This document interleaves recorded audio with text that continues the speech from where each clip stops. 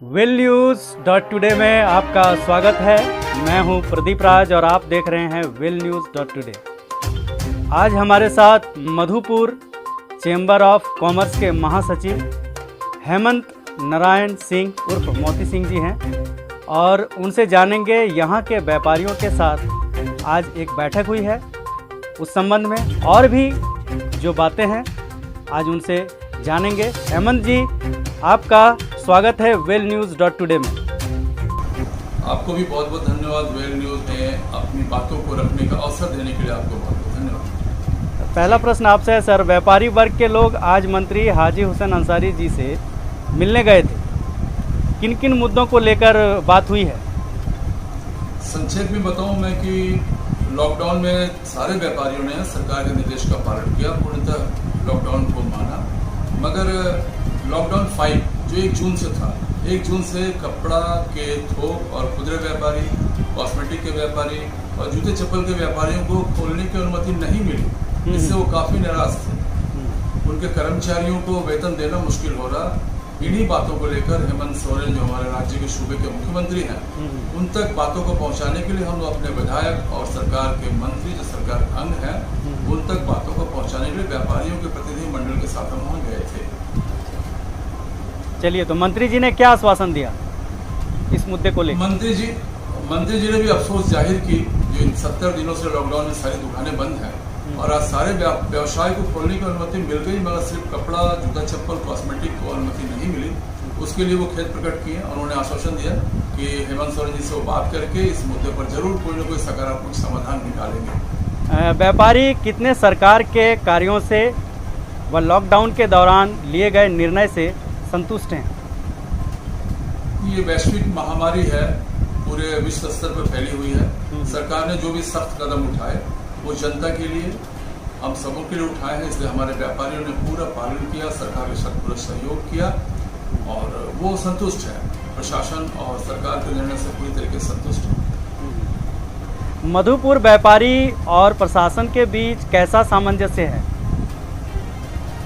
मैं स्पष्ट शब्दों से कहना चाहूँगा, हमारे जो प्रशासनिक पदाधिकारी के मुखिया SDO साहब हैं, SDPO साहब हैं, थाना प्रभारी हैं, सबों ने सरकार के निर्देश को पालन कराने में उदारता भी बरती है, जगह जगह पर सख्ती भी बरती है, जो कि हम सबों के लिए जान माल की सुरक्षा के लिए जरूरी थी, कोरोना को, संक्रमण को रोकने के लिए जरूरी थी।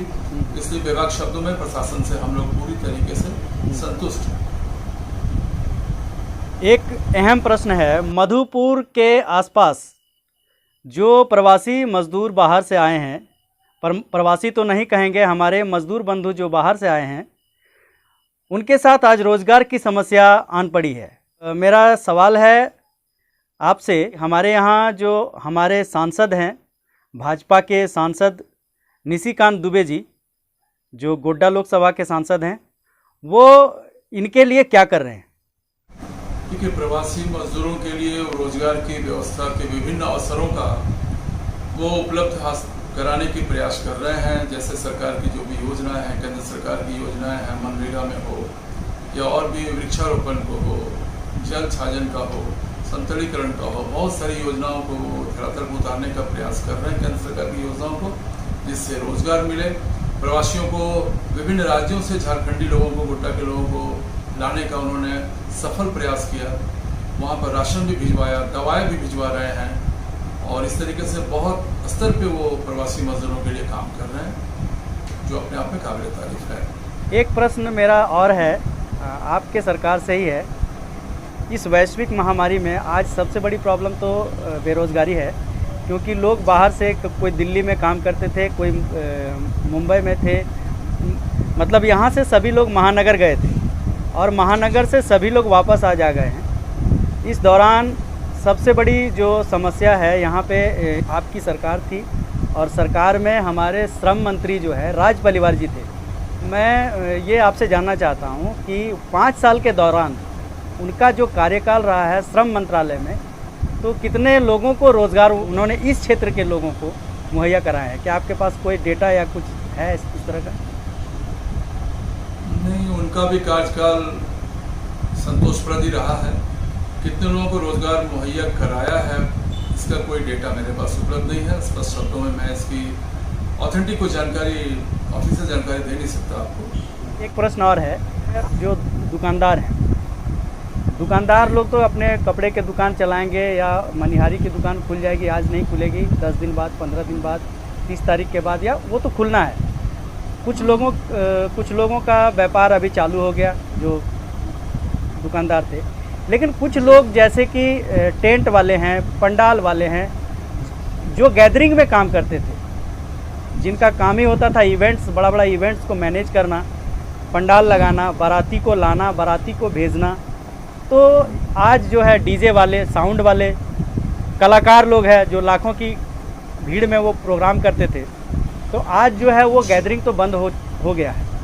तो उनके लिए क्या सरकार के पास क्या योजना है और आप इसको किस तरह से देखते हैं? निश्चित रूप से एक अलग ही पहलू को आपने टच किया है, छुआ है, जिसको हमारी नज़रों से भी वो कुछ दिख नहीं रहा था।